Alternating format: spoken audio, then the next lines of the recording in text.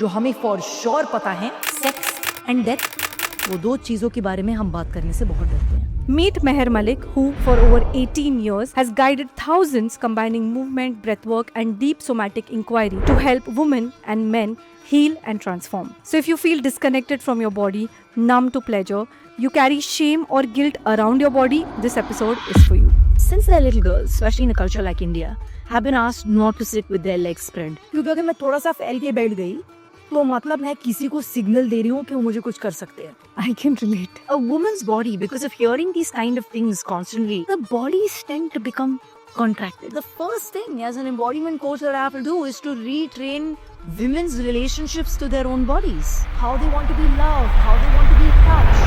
Men struggle so much with their sexual drives. Most of my male clients will either have an addiction to pornography, they don't know how to control their sexual urges, or they're cheating on their partners, and that seems to be something that's very common. The reason so many people are chasing new partners all the time, it isn't because they genuinely want to experience love with many people. It's because they've never ever given themselves the opportunity to understand pleasure deeply. People have put sex into a box, and it's not about that one activity. Nope, it's how you live. How important is this energy to do with spirituality? तुम शरीर नहीं हो, तुम एक आत्मा हो, या तुम उससे भी beyond हो, which is very beautiful, but it's not very practical. Most people that stay stuck even spiritually, when you understand how sexual energy operates, how sex can be an escape, an indulgence, addiction, a way of expressing ourselves, even in our spiritual path,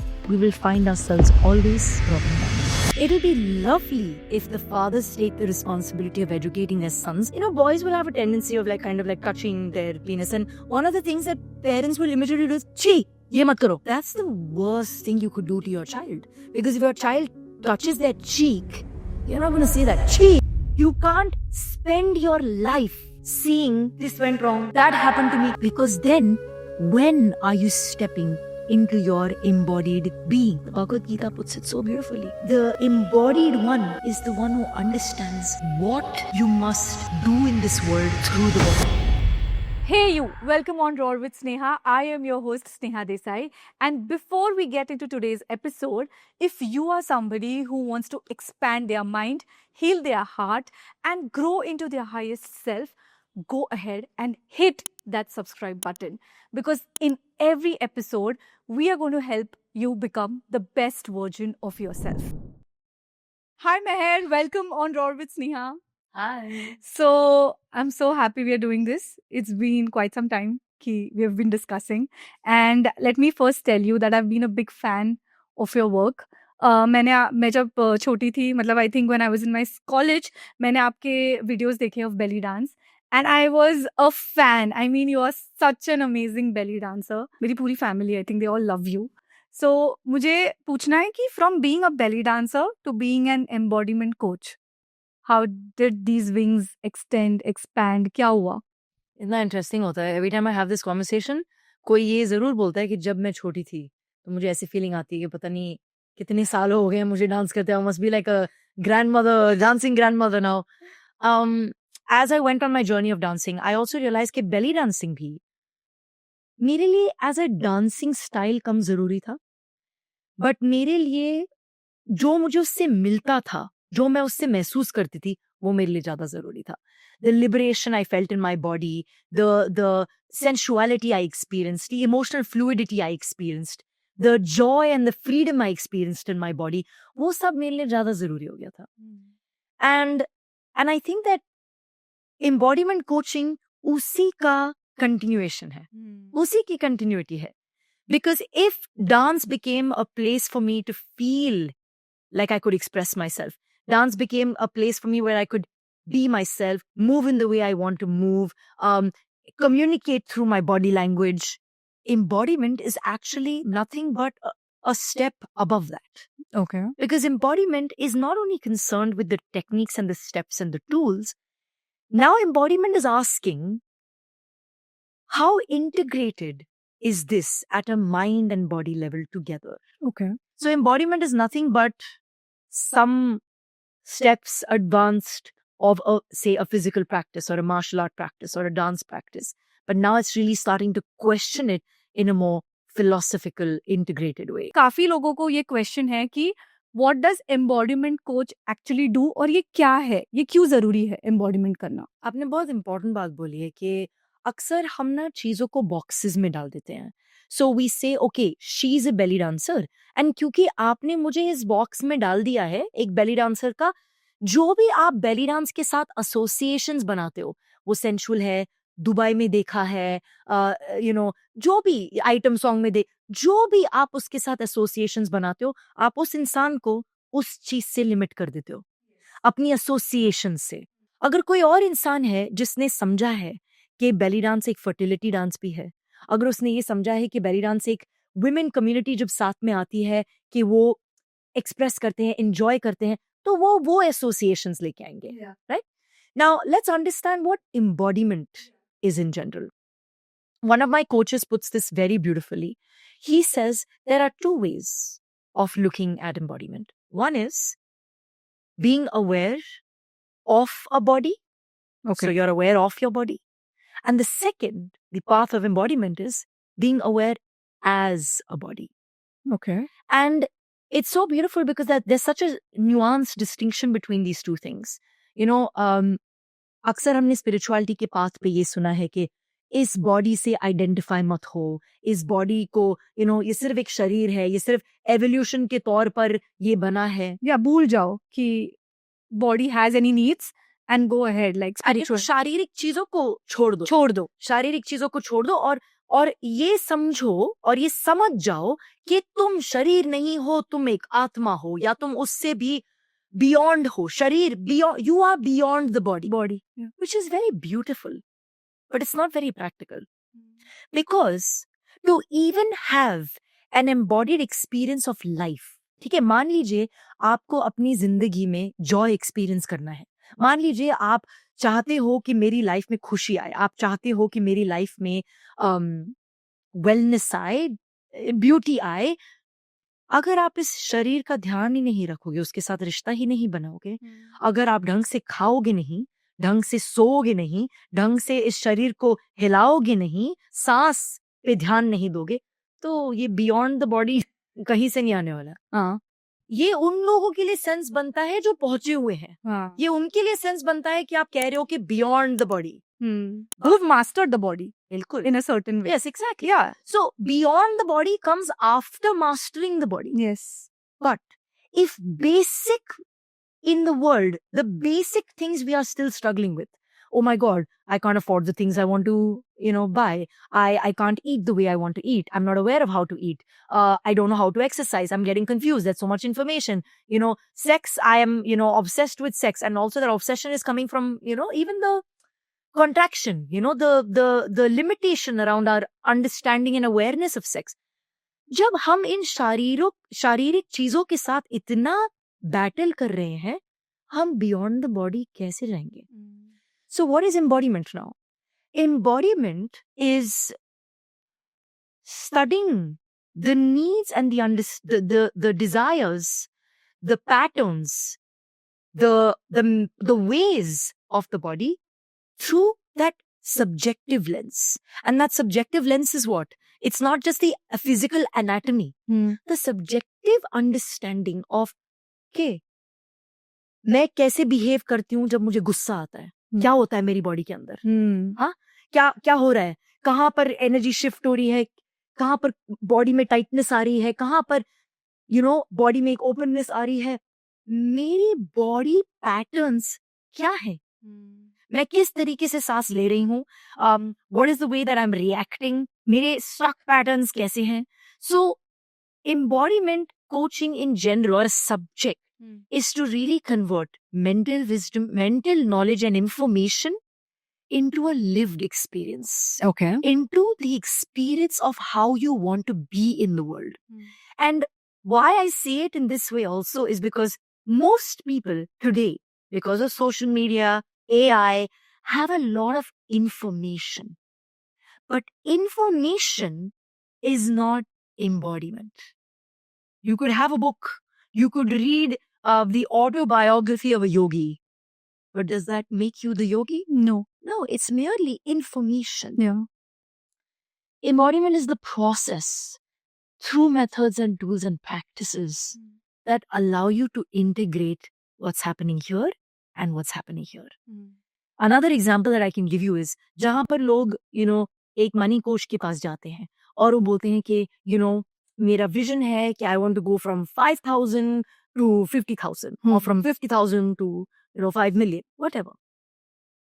But until and unless your body isn't trained to hold that experience, if your body isn't trained to experience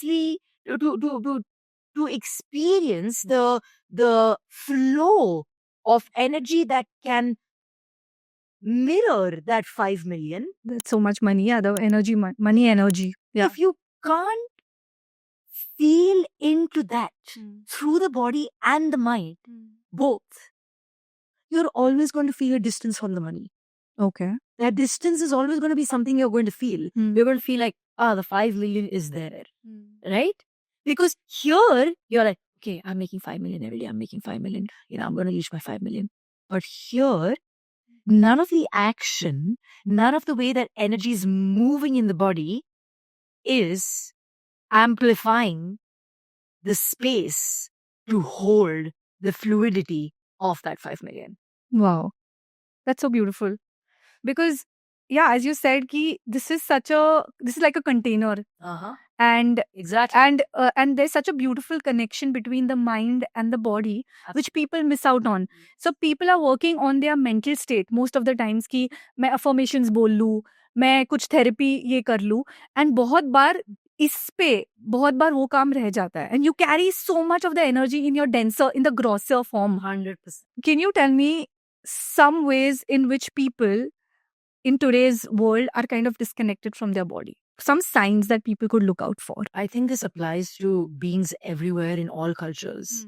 I feel like the more and more we are under the throes of technological advancement, landscape advancement, all of that, I feel like because so much attention is given to how things look, what we wear, what brands we, use, what kind of a house we live in, what kind of a car we drive. Everything is so much now about how we present ourselves that you can't pay as much attention to being present with yourselves. It's so interesting because the word is the same. Yeah. It's like presenting and versus being present with myself. Right?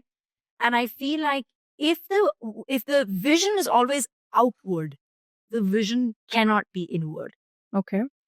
It's very difficult. Yeah.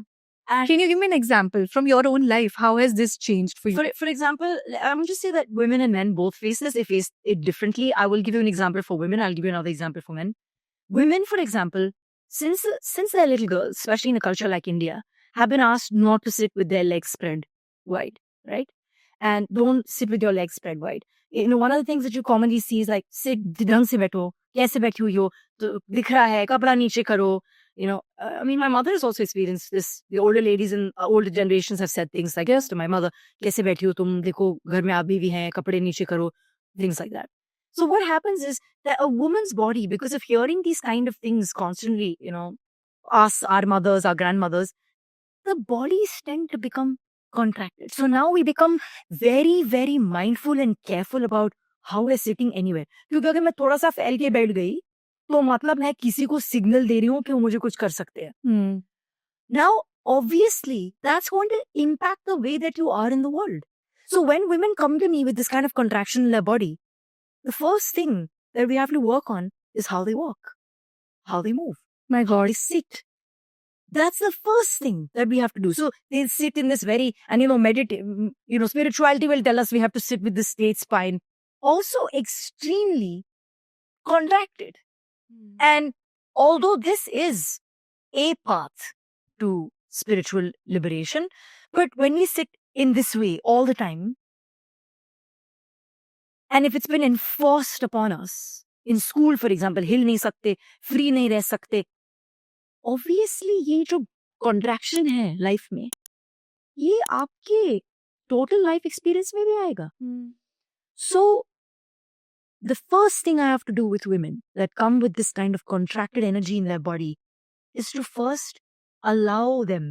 I'm nobody to allow them, but they need somebody to give them permission. Yeah. It's almost like they feel like, wow, कोई है जो समझ पा रहा है कि मेरे को ऐसे नहीं बैठना है.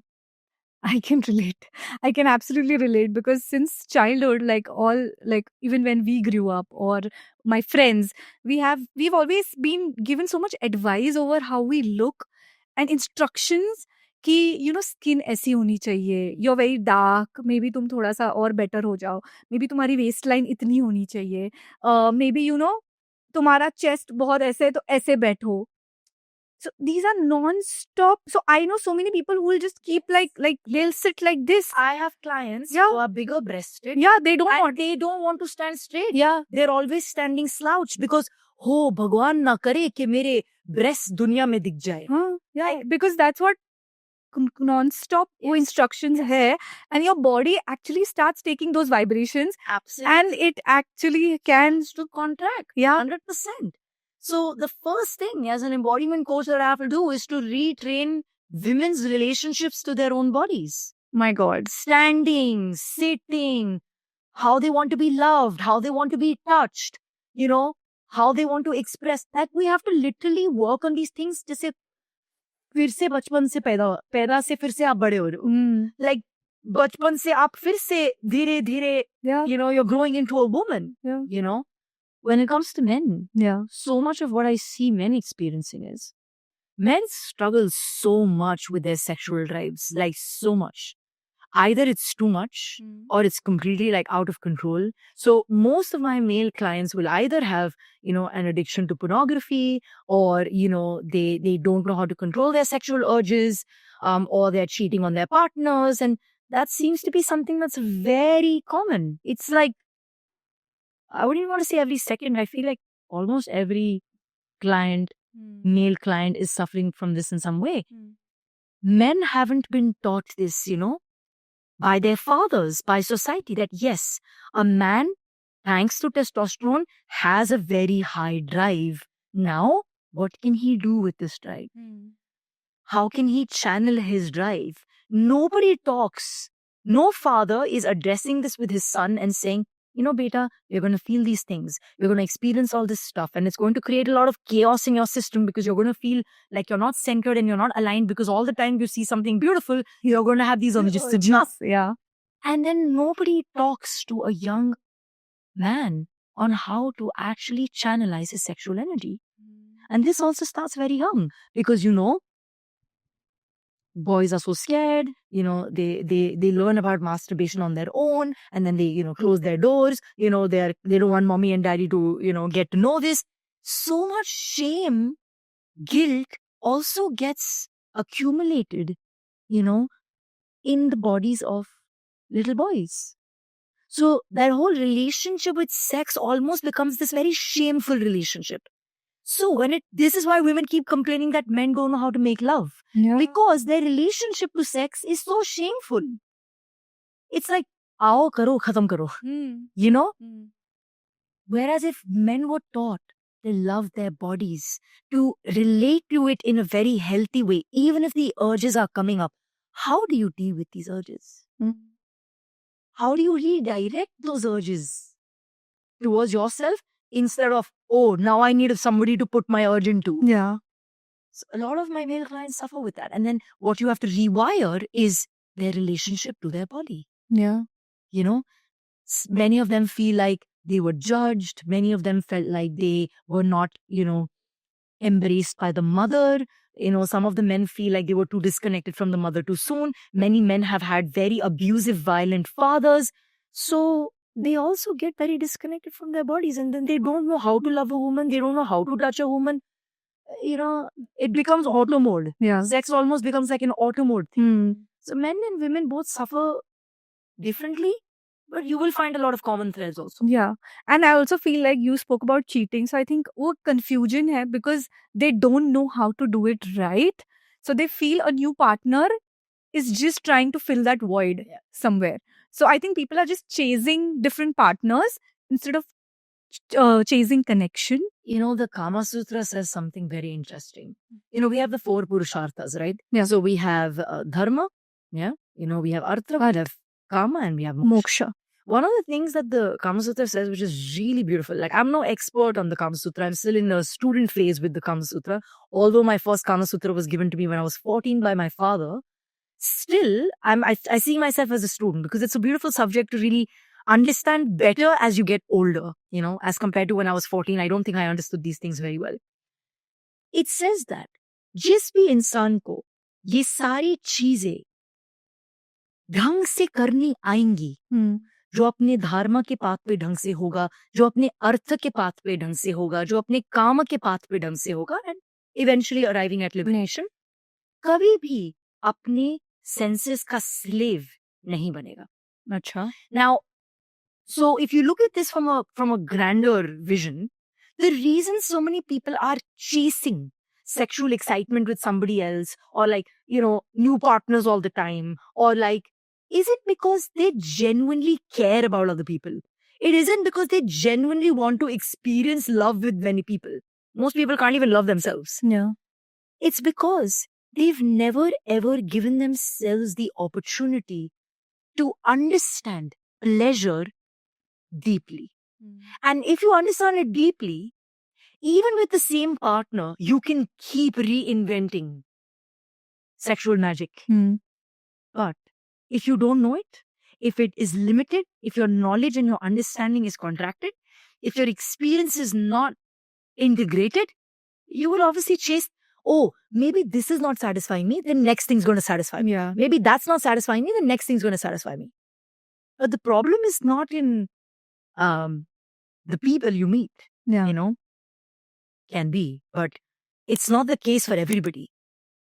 The essential issue is in not being able to understand your desires, express your desires, embody your desires, communicate your desires, reconnect and co-create your desires with somebody. That is an art. Yeah. This is why the Kama Sutra is the art of pleasure. Yeah. It's a treatise. Because understanding your desires is not merely biological. It's actually quite artistic. Okay. To recognize how do I want to be touched? What turns me on? What feels good? What doesn't feel good? Most women married 20, 30 years still can't tell their partner, can you please take some more time before you penetrate me? Most women can't even do that. Like they'll come to a session with me and go like, तो मतलब मैं उनसे कह सकती हूँ कि वो foreplay पे ज़्यादा time लगा सकते हैं. And I'm like, wow, you've been married 25 years and you feel like I need to give you permission for that? No, of course you can. So most people are struggling because they're not able to express and they're not able to really understand what's happening within. Because if the focus is always going to be outside, Yeah. it can't be inside. Yeah. I think it's not like you don't have a deeper connection even with your own self. तो दूसरे के साथ किधर से आए? कहाँ से आएगा?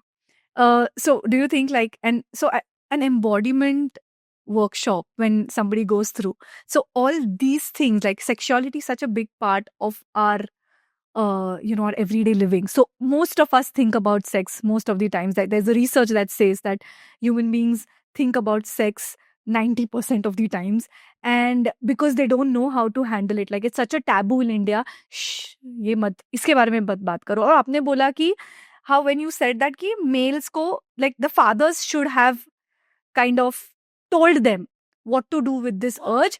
The same thing women are also not told. It's true. That you can also put up your desires. 100%. Yeah. Or even you can masturbate, or even you could do so many things that give you pleasure, because that वो permission, I don't think, at least males कहीं ना कहीं वो exploration खुद से कर लेते हैं, but females have so much suppressed sexual energy. Yeah. I mean, आप अगर एक फैमिली में शादी करके जाओ, आपकी मम्मी बहुत कम चांसेस है कि आपसे पूछें कि बेटा आप सेटिस्फाइड हो. ज्यादा चांसेस हैं वो ये पूछेगी कि बच्चा कब कर रहे हो. Yeah. And I am like wow, जिस चीज के जरिए बच्चा हो रहा है उसके बारे में कोई बात नहीं कर रहा है, बट सब ये जरूर बोल रहे हैं कि बच्चा कब कर रहे हो. And you are right that It'll be lovely if the fathers take the responsibility of educating their sons. Not that a mother can't do it, but the father has the same biology. Yeah. So it would be lovely if fathers can express that and explain it to their sons. How can they do it? If somebody is watching this podcast, if you have some fathers who are, and I'm sure they have like kids who are growing up, just because I think it's time to educate people on how this information should also be passed in the right way. So if you look at it from the perspective of, a father educating a son, boys will have a tendency of like kind of like touching their penis. And one of the things that parents will immediately do is, "Chi, ye mat karo." That's the worst thing you could do to your child. Because if your child touches their cheek, you're not going to say that. Chi, ye mat karo. If they touch their hands, you're not going to say that. But you have already from the beginning made the body part, the genital, dirty. Yeah. Chi, ye mat karo. Hmm. The minute that you have put that, you projected that sense of dirtiness, disgust onto the genitalia, you are already giving the message to the child कि ये गंदा है और तुम ये नहीं कर सकते. Yeah. So पता है एजुकेशन 5 या 6 साल की उम्र में इतनी इलेबोरेट होने की कोई जरूरत नहीं है. 5 या 6 साल की उम्र में एजुकेशन ऐसी हो सकती है बस के simply okay be very very neutral when your child is exploring their body. Okay.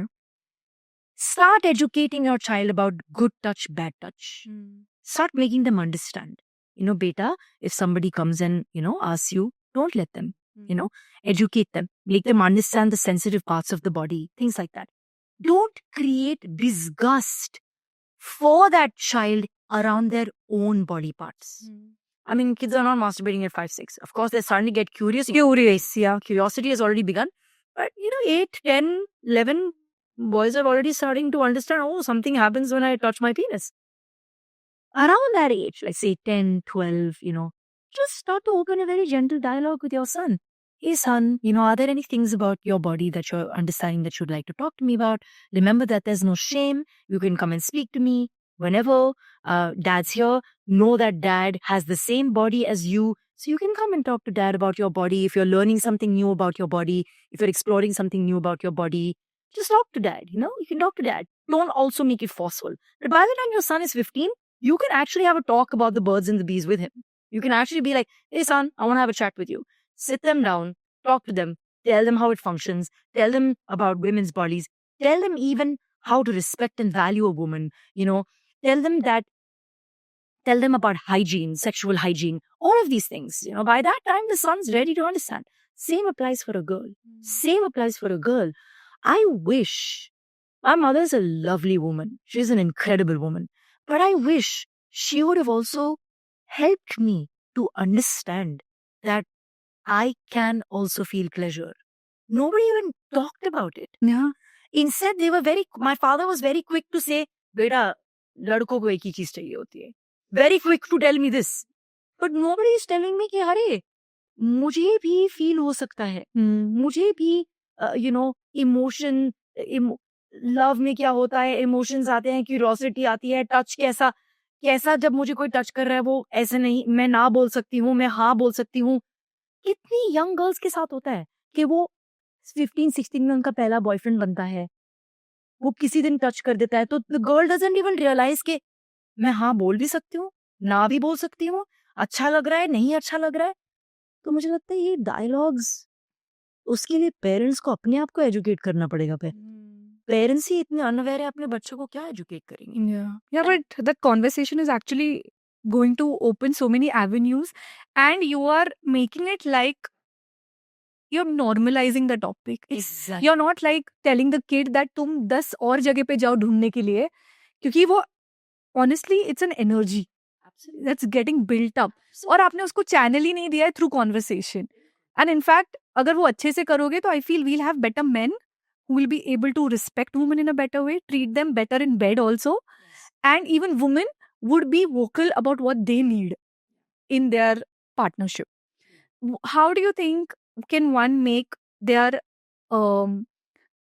experience better? As you said, that feeling in general is so much important, like sensuality. You talk a lot about sensuality, and I feel, as you said, कि बहुत सारे लोग disconnected है खुद से. कहीं ना कहीं. तो how can one deepen that experience of getting to know themselves better? One of the reasons I work so deeply on the subject of embodied sensuality is because it's so beautiful. The root word of sensuality is the same as the root word of sensitization, which is the word senses, which means to really live sensitively. अब मैं जब embodied sensuality बोलती हूँ, बहुत सारे लोग डर जाते हैं कि पता नहीं क्या कराएगी, कुछ टैबू सा कराएगी, घबरा जाते हैं. Although many women are now, the wave of women that are coming, before anything else, the embodied sensuality is sold out. Because women are now waking up. But the reason I pay so much attention to this sensual living is because we have been kind of accustomed, conditioned to live life in a very school के बाद college आता है, college के बाद शादी करो, शादी के बाद बच्चा करो. तो अभी जब पहले से ही ये सेट है और किसी ने लिख दिया है कि ऐसे होगा जीवन, बोल दिया है कि ऐसे ऐसे आपको बता ही दिया है कि ऐसा करना है, आप जीवन को चॉइस के बिना जीते हो किसी हद तक. क्योंकि आपको पता है यार 30-35 जाके तो शादी करनी ही पड़ेगी, अभी घर प्रेशर डाल रहे तो बच्चा तो करना पड़ेगा ही. But sensuality is a way of living sensitively. It's a way of connecting with your body and asking, क्या मुझे ये चाहिए भी? क्या, how do I feel?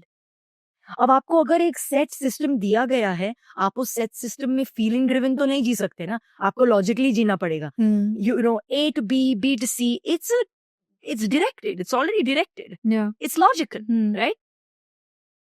But when it comes to living sensually, it's being connected to life. Okay. It's moving in a way, it's connecting to your environment in a certain way, it's relating to people in a certain way.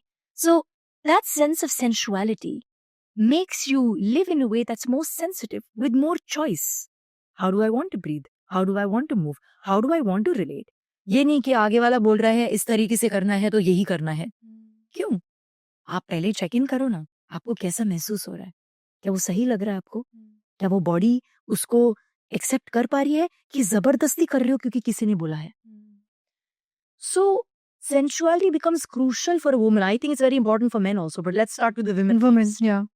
Where women are trying to fit themselves into this patriarchal, male-driven world. And it doesn't work for women. This is why they get fatigued. This is why they get hormonal imbalances. This is why they get thyroid, PCOD, all of these things. Because women are not designed to function like this. Yeah. They are designed to play. Have you seen little girls? 5-year-olds? My daughter's 5. She wants to explore so much. Now imagine if I tell her, नहीं बेटा ये ऐसे होगा, ये subjects लेने पड़ेंगे, ऐसे पढ़ना पड़ेगा, ये करना पड़ेगा, एक दिन शादी करनी पड़ेगी. Her dreams and her desires are already suppressed. Yeah. This work becomes so crucial if you want to build that honest connection with yourself. Even touch, like I will literally even educate women on different types of touch. Where they're like, yeah, you know what? I don't like this kind of touch. I'm like, वाह, वही चीज जो तुम मुझे कह रही हो, अब जाके इस दुनिया में कहो कि ये तरीके से प्लीज मुझे टच मत करो, मुझे नहीं पसंद है. Yeah.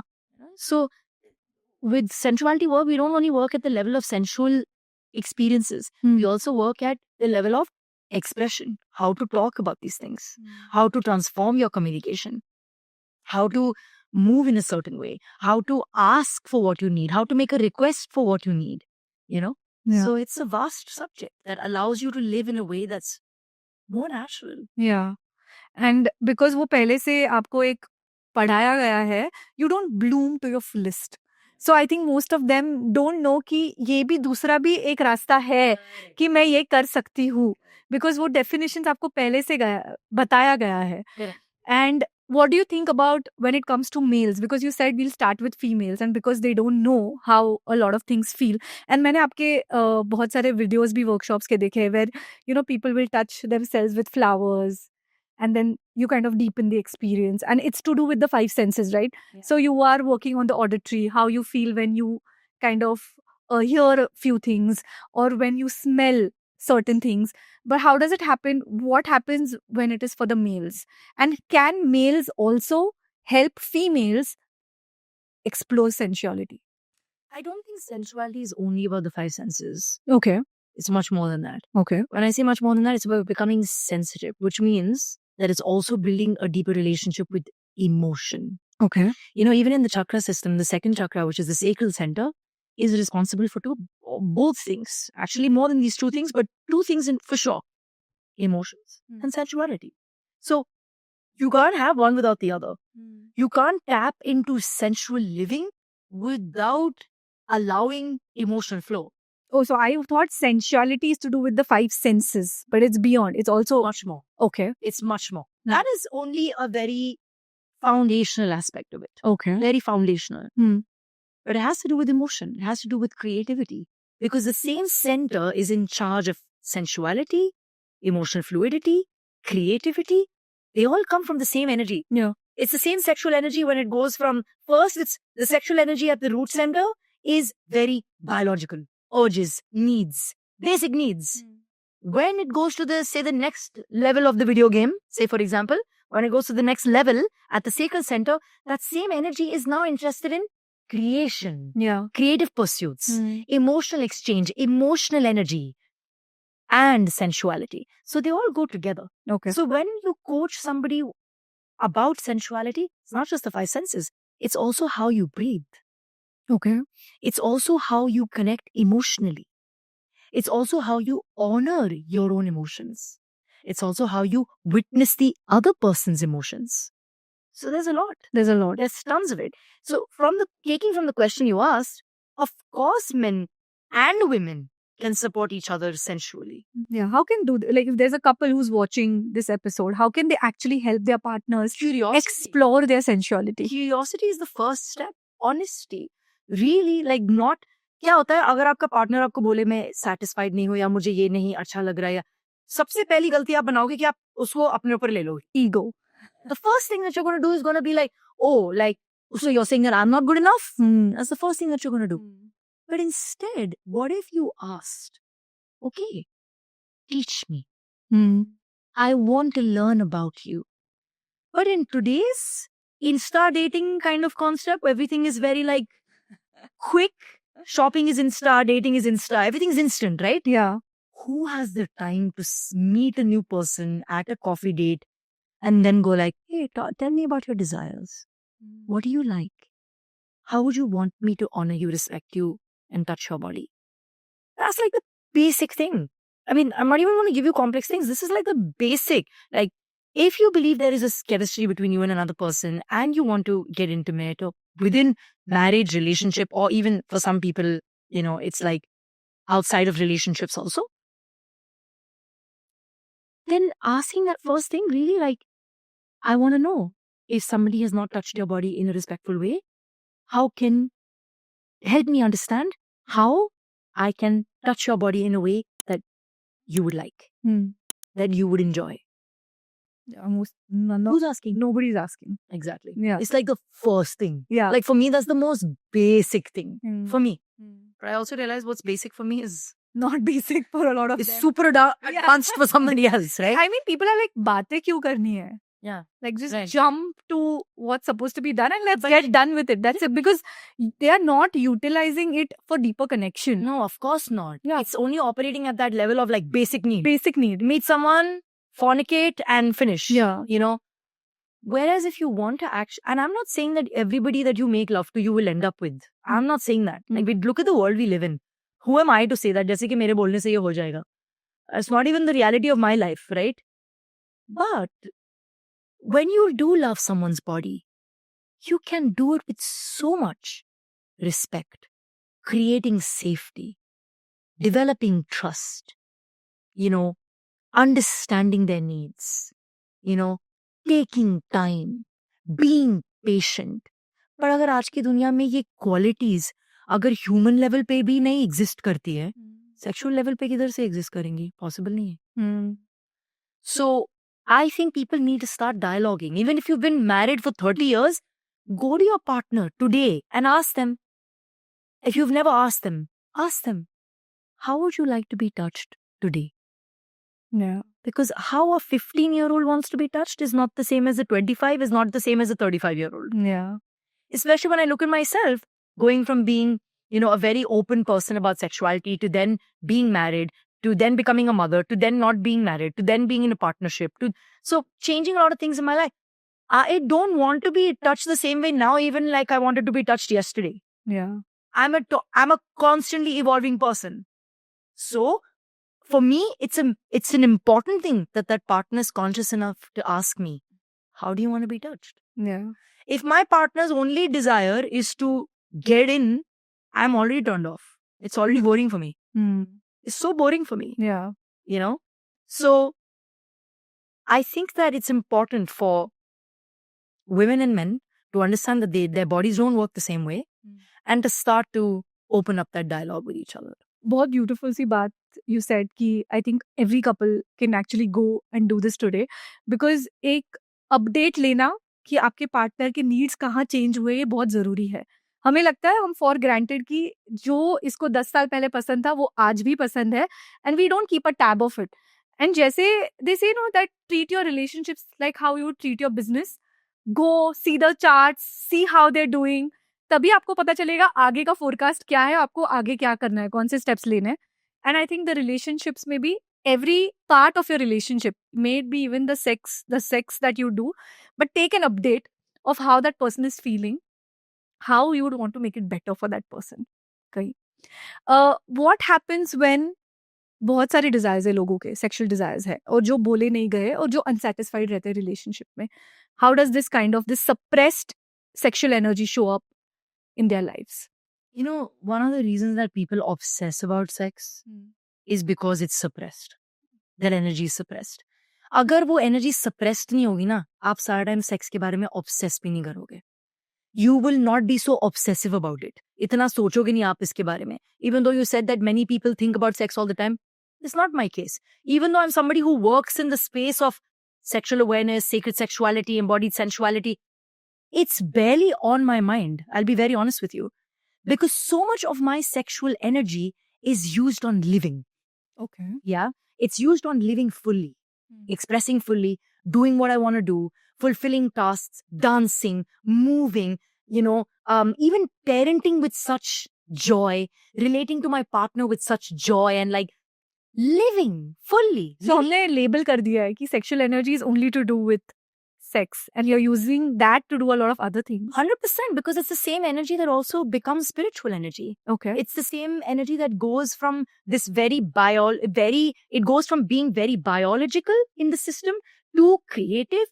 When you look at it in its transitions, it's the same energy that goes from being this sexual need fulfilling energy to this creative energy, to this leadership and power and task and doing energy, to this loving and embracing energy, to this expressive and authentically living energy, to this focused, centered, pay attention energy, into also this spiritual energy. It's the same thing. You cannot deny sex because everybody, even who's talking about denying it, is coming in the world because of sex. Yeah. So this is almost like जो चीजें जो हमें for sure पता है, sex and death, ये चीजें पता ही पता है हमको, सेक्स से पैदा होते हैं और मरना जरूर है, वो दो चीजों के बारे में हम बात करने से बहुत डरते हैं. It's so funny. जो पता ही पता है, right? So it's important to understand that sexual energy can be experienced in so many ways. So many people obsessing about sex are the ones who don't move fluidly, who don't express their emotions fluidly, who don't speak their truth, because that's all stuck in the body. So where does it go? It gets stuck and it becomes this, dense, heavy energy that you feel like the only way to release this, or the only way to, deal with it is through sex. But that's not the case.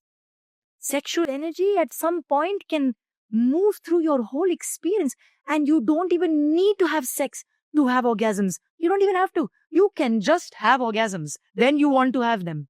Wow. You can live in such delicious, flavor of life all the time by making your life like that. So how do you utilize it? How does it happen? How do I channel? How do you channelize I it? don't utilize it. I Channelize it, yeah. How do I channelize it? By embodied living, dancing, playing, creating art, loving the people in my life, gardening, learning new things, whatever relationships I do have, they're extremely intimate, extremely deep, extremely communicative, learning about the other person, staying curious, spiritual sadhana, meditation, movement, singing. There's no end to it. There's no end to it. Okay. There's really no end to it. But that's only if your life is as flavorful as this. If you do like a once a week dance class, you're not living, you're just going to a dance class. It's by making your life flavorful. Okay. If your life is lacking flavor, you go to office, you come back home. Obviously, the only entertaining thing left to do is to watch Netflix or to... For every individual, it would be different, right? The answer to that is yes and no. Okay. Living fully, actually, everybody finds satisfaction in the same things. When you say that, what does it mean? Healthy relationships, eating well, moving your body. Actually, satisfaction is found in the same things. Okay. You know, even when they do the research on the healthiest people in the world, it's all common. The things are common. They have community. You know, they eat a lot of plant-based foods. Yeah. You know, there's enough and more documentaries and research that's telling us that there are certain things that are in common. Community, hobbies, you know. So when you have that, when you have this friend circles, when you have these, you know, good healthy relationships, when you have, you know, all the play and you have all these interesting things to do, that's on, of course, on the outside. But also when you're doing the deep inner work on realizing that no magician or man is going to come and complete your life, or no woman is going to come and make your... You have to learn to create that sweetness from the inside out, not waiting for it to come from the outside in. That's what's missing. But when you learn to become flavorful, you can speak how you want to speak, you can live how you want to live, you want to dress how you want to dress, you can wear what you want to wear. You live your life like it's yours, not like somebody else is telling you to live it. So basically, knowing what you want on everyday basis is like a daily check-in. If you could do that and you can actually follow your heart or your instinct, what it tells you, is kind of channelizing that sexual energy. Is that true? And yes, because the relationship to yourself is the most delicious relationship. And every time you think we make logic out of things that we want to do and we listen to voices that are told to us, we are curbing that energy. Yes. We're not just curbing it. We are not giving anything a real chance. Okay. You know, we're not even giving the person in front a real chance because we don't want to really dialogue with them. We don't want to understand them. We don't want to be explorative. We don't want to be, you know, we don't want to stay curious. So you're actually stopping something beautiful from blooming because you're not staying curious. You're not staying flavorful. Wow. You know, and you're not even letting the other person be flavorful. If now it's like, I meet you now, okay, now let's go find a bedroom. Where is the flavor? Yeah. You know, where is the, you know, choice? It's understood that, okay, I meet you and then now we have to go to some hotel. It's not exciting at all. It's actually quite boring. We've made, and this is why a lot of the younger generation, research is backing it up and telling us that they're actually engaging in sex the least. Yeah, they have sexless lives is what I read on research paper. Because it's boring. Yeah. There's no flavor to it. But I believe that if one brings that conscious intimacy, that sensual exploration, that discussion, that dialogue, that play, that chemistry, there's so much that can be made interesting. Yeah. You know, if that's something you want. Yeah, I think in most of them are playing by what the society has told them, and they don't have a connection to their own needs and desires. And it's not to do. I loved the whole conversation because people have put sex into a box and they don't realize it's to do with your entire life, the life force. Yes. And it's not about that one activity. Nope. And it's how you live. Yeah. It's to do with that. Yeah. And how important is this energy to do with spirituality? I don't believe that we can understand spirituality without actually first understanding sexuality. Okay. Most people that stay stuck even spiritually, that don't make a lot of progress in like the day-to-day life, I'm not talking about being in a retreat, but they're not able to make that evolution in their day-to-day life the way that they want to, is because they don't acknowledge first what their bodies are saying to them. And so when you understand how sexual energy operates, when does it rise? When does it fall? Some of us have these patterns like, when we feel very bad about ourselves, we want to find sex to ease ourselves. Yeah. How sex can be an escape, how it can be an indulgence, how it can be an addiction, how it can be, a way of expressing ourselves. If we don't understand how sexual energy operates and start to build a relationship with it, even in our spiritual path, we will find ourselves always dropping down. We will make some progress, we will drop down. We will make some progress, we will drop down.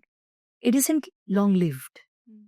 But when we understand the workings of sexual energy and understand of how it plays with us, how it creates all these different types of, situations for us, and then realize how we can have many more interesting, creative ways to express that sexual energy, we will keep rising and falling in our spiritual journey. And that's the case with spirituality today. We rise and we fall. We rise and we fall. That's really what the spiritual path looks like today. It doesn't look like a steady, slow-growing, evolving path. It looks like, oh, this happened, then you fall down. This happened, and you fall down. And I think that's also something that I am starting to really, really understand deeply. Okay. Even internally. So what's important now is all the more to understand how sexuality functions so that you can make steady growth on your spiritual path. So engage in it, explore, play, but also recognize that sexuality also, besides its biological aspects, has much more to teach you if you're willing to learn from it. How you have sex is also how you behave. Okay. How you have sex and your patterns and your kinks also tell you a lot about who you are. Your sexual likes and dislikes will also tell you where you're stuck and where you're evolved. So, sex can be a great teacher. It can help you understand many things, which is very important for you if you want to go on a spiritual path. Wow.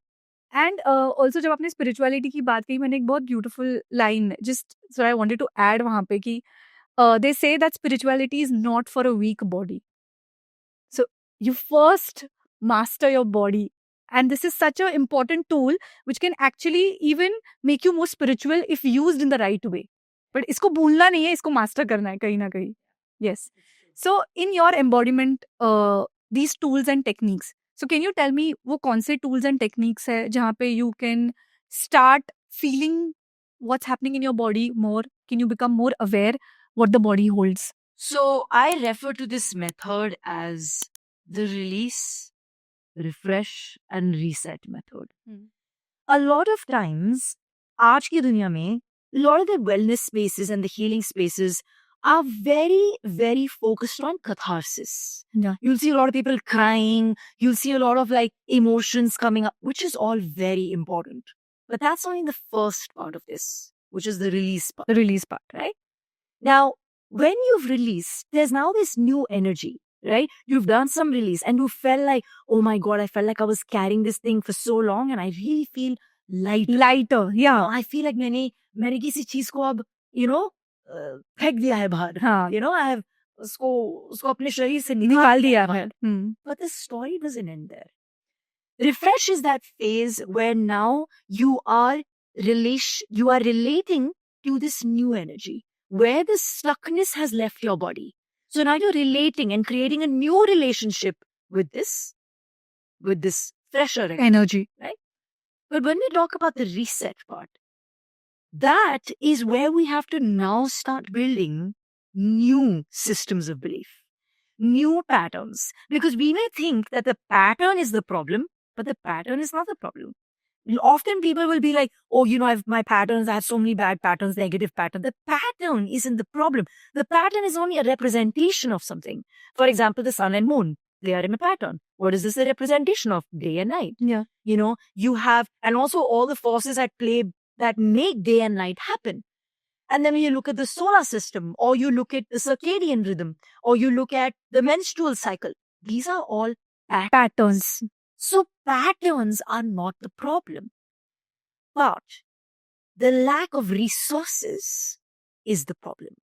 So reset is that phase where you resource yourself with new tools that are now not going to put you back in the same situation which you were in before the release phase. Yes. Right? Yeah. So for that's the trickiest part. And most people will leave that part out. 100%, because you will end up again going into that phase, taking those energies, and again वो release ही करना पड़ेगा. And then you'll say, nazar lagti hai, and then you will say that, I'm always meeting bad people, or you will say, then, you continue to be in this very putting the blame on the external world kind of a mindset, right? Reset really happens when you take total accountability. Okay. Total accountability. And that's where embodiment becomes important. Because, there's a very interesting thing that happened when I came into this space. As I came in, you said, hey, is the chair comfortable? Yeah. And I said to you, I find comfort in myself, even if the environment is not too comfortable. Although the chair is very comfortable. With that being said, this comes to me from where? It comes to me from learning to develop actually a state of comfort internally. These patterns where, because I'm so used to driving in Mercedes now, I cannot, be in an auto now. Or because I'm so used to wearing these kind of clothes, I can't be like that. Because I always show up everywhere with makeup, I now can't be without makeup. And it's so beautifully, it's so beautifully put that, it's not me who's quoting it. I'm forgetting who's quoting it at the moment, but it isn't the smartest or the strongest that, are able to adjust and survive and thrive. It's actually the most flexible and the most adaptive that are able to thrive. Yeah. And it's not really about how strong or smart, how much you know. I have people coming to me that are doctors, engineers, lawyers, from all kinds of intellectual pursuits. Yet, they emotionally struggle. They still keep blaming people for their misery. And I sometimes wonder, what use is our intellect if it continues to make us suffer? Yeah. Some may blame and some may claim that suffering goes along with intellect. The smarter you are and the more you see things and understand them, you will suffer. The more you know, the more you know, the more you suffer. But what purpose is it solving for me if it continues to make me suffer? Yeah. This is why embodiment isn't the path of intellect. It's the part of it's that journey where the mind meets the body, but also meets the heart center. So it's really starting to look into my body and say, hey, that thing that's not going so okay, how can I resource myself to be okay? To be bendy enough. And you see, it's so interesting. An embodied person can't be like a rock. An embodied person is going to be somebody who's going to be bendy. Who's going to be flexible. Who's going to be flexible. In a flow state. So flexible is a mental idea, okay? She is flexible. But what does flexibility feel like in the body? Bendy, right? Bendy. Yeah. You can move, you can stretch open, you can roll around, So, if flexible is just a mental idea, but isn't something that you carry within the body, then it gets also very difficult to be the opposite way. Yes. If the body can't be bendy, this can't be flexible. Yes. This is embodiment, working from here to here, and then from here to here. The viewers who are watching this, for what kind of people would an embodiment workshop actually help? That is my question. Like, कहाँ पे ये help कर सकता है? एक बड़ी खूबसूरत बात कहूंगी मैं. It's really for me the deepest realizations in this lifetime up till now. In the Bhagavad Gita, the word embodied comes many, many times. Okay. Many times. And the word used for embodied is the word Dehi. Dehi. Okay. And the word Dehi, if you literally translate it, you know what it means? It means the one who is the owner of the body. Okay. Okay. वो soul जिसको ये शरीर दिया गया है Yes. उसका ध्यान रखने के लिए, उससे अपना धर्म पूरा करने के लिए, उससे मोक्ष भी प्राप्त करने के लिए. The purpose of your life will be done through this body once you master it. Exactly. So answering your question, who is embodiment for? Anybody who owns a body. So I want to ask कि ये traumas जो हम carry करते हैं वो कहाँ पे store होता है? Some of the reasons that people eventually arrive at embodiment is usually after they've done everything else. Like they've done talk therapy, they've done some past life regression, they've done some, That's why I'm asking this question, because even I have gone for therapy. I know people who've gone for like these multiple workshops and retreats, and then where you have कि आप बात कर रहे हो, आप catharsis कर रहे हो, पास्ट लाइफ रिग्रेशन कर रहे हो, टैरो है, ऐसे बहुत सारे मॉड्यूल्स है, but we hardly go to an embodiment. Yeah, this is what I was going to. Yeah. Usually embodiment पे वो लोग तभी पहुंचते हैं जिन्होंने ये सारे रास्ते करे होते हैं. हाँ, है ना, वो क्यों पहुंचते हैं यहाँ पर? हाँ, ये समझना जरूरी है. yes. वो क्यों एम्बॉडी काफी क्लैरिटी के साथ मोस्टली लोग आते हैं एम्बॉडीमेंट करने के लिए. वो लोग कम ही आते हैं जो कहते हैं I have never healed anything in my life, I don't no.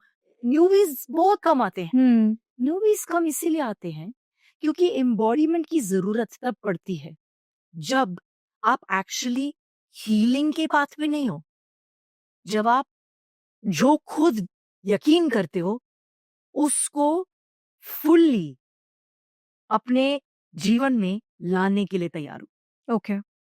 So it's very different. Yeah. Healing happens when you don't know, something's off, that मेरी लाइफ में कुछ मिसिंग है, मुझे पता है मेरी लाइफ में ये ट्रॉमा हुआ है, ऐसा हुआ है, ये हुआ है, पेरेंट्स के साथ प्रॉब्लम है, whatever, any kind of inner child wound है, ये है, that's when you go for healing. है. Yeah. Right?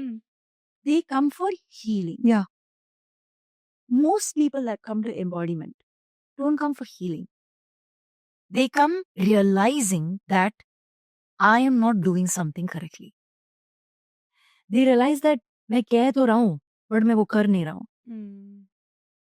So that is actually way more healing than any amount of crying. Wow. When you commit to yourself, of course, first we have to understand why people don't commit to themselves. Yeah. That's why the first phase of healing is important. Perfect. You credit to that.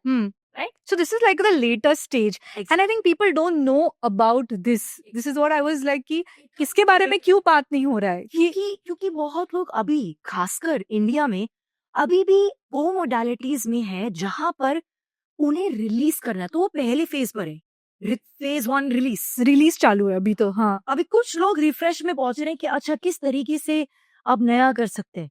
Reset और अपने आप को fully transform करना वो अभी बहुत लोगों ने नहीं सीखा है. हाँ, ना ही उनका भी एनर्जी उधर गया है. yes. क्योंकि अभी भी यार ट्रॉमा ही इतना है, इतनी सारी चीजें ही चल रही हैं जो ठीक नहीं लग रही हैं. नहीं, but that's why I see that वो ट्रांसफॉर्मेशन ना, मैंने बहुत लोगों को जब मैं जाती हूँ रिट्रीट में वहां पे अच्छा लगता है. You do it for like 10 days, you feel like a new person, you come back. But जो ट्रांसफॉर्मेशन दिखना चाहिए इन लाइफ फॉर एवर वाला, कि वो एक की that personality shift, that identity shift is not happening. That total transformation is not happening. Yes, and I see this a lot. Like I see this a lot, and that's why I feel like what's missing, but is a total integration. क्या है ना, सबके पास एक एक tool है. बराबर है. किसी के पास ब्रेथ वर्क है, किसी के पास सोमैटिक्स है, किसी के पास.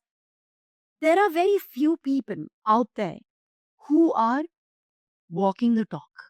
Yeah. And I do not mean this from an egotistical space. I mean this from a space that even in the space of wellness, people are rejecting other modalities. And it makes no sense. Yeah. Someone's doing modality A is saying no, B is not good. C is saying, I believe it's all important. Yeah. It's all important. But there must come a time when you're not just releasing. There must come a time when you're ready to take accountability. Because हो गया ना, रो लिए, mummy ने प्यार नहीं दिया, पापा ने प्यार नहीं दिया, इसने ऐसा करा, उसने ऐसा करा. अभी 80s तक तो नहीं जा सकते हो ना ये बोलते बोलते. You can't spend your life seeing this went wrong, This happened to me. that happened to me. I mean, it has to stop some goddamn day. Yeah. Because then, when are you stepping into your embodied being? That's why the Bhagavad Gita puts it so beautifully that the embodied one is the one who understands what you must do in this world through the body, Wow. right? And through the body, you cannot keep complaining. And healing spaces can very much become like crutches. Yes. I've been there. Yeah. I'm still in this space, right? But to understand the nuances needs a lot of awareness. Yeah. And that awareness cannot only be mental. That awareness comes from philosophical study, spiritual practices, relationship to food, body, environment, being aware of what's happening in the world around you. The embodied person cannot ignore what's happening in the world. The embodied person cannot say, oh, वो तो किसी और country में बैठा है ना, उसका दर्द मेरे दर्द से कोई रिश्ता नहीं है. The embodied path is being aware and then using your discernment to create the kind of path that you want to create for yourself. Okay. That discernment becomes so important on your path because how do I want to speak? What is my voice in the world? You know, how do I want to move? How do I want to relate to other people? That becomes very, very crucial because only people who are able to look at all of that are the ones who go on to do amazing things. Yeah. Because they now have a path that has become clear to them. Yeah. You see? And others may be completely in denial and in rejection of that path. Yeah. But once they choose that path fully, it becomes their way. Right? Yeah. So being embodied is actually to recognize how do I want to be on my way? Yeah. What is my way? Beautifully said. Having said all of this, what is something that the viewers, like today we have so many people who are watching this podcast, what is that one tip or that practically they can start doing in their everyday life for them to get closer to themselves or to their sensuality or to getting to know themselves better? So ऐसा क्या कर सकते हैं लोग generally? Just like that first step to begin to even getting aware कि ये हो रहा है, तो क्या-क्या चीजें they can keep a tab on in general? I think the first thing that people can do for themselves is to stop rejecting the body. At the same time, you don't have to identify it with and say कि बस यही सच्चा है. But don't reject the body. Understand it. Take care of it. Prioritize it. Because your mood, your relationships, even how well you do at work or in your pursuits, even your spiritual path is highly dependent on how your body functions. Highly dependent. So take care of it, value it, respect it, love it.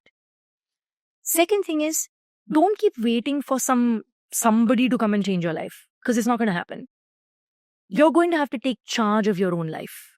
You're going to have to say, if I'm struggling with my self-worth, somebody is not magically going to come and teach me self-worth.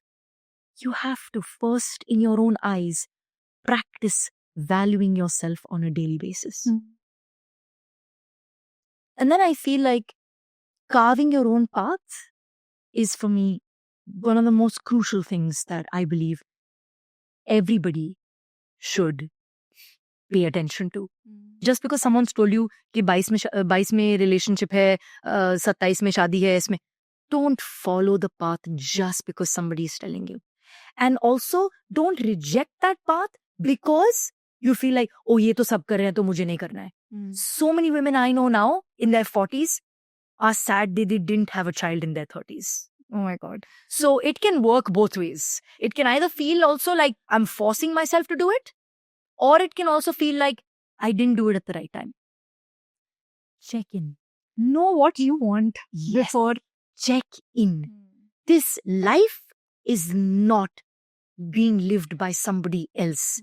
It's being lived by you. Yeah. So please recognize when you take accountability, you make decisions that are embodied, that are more central to the way that you want to live your life.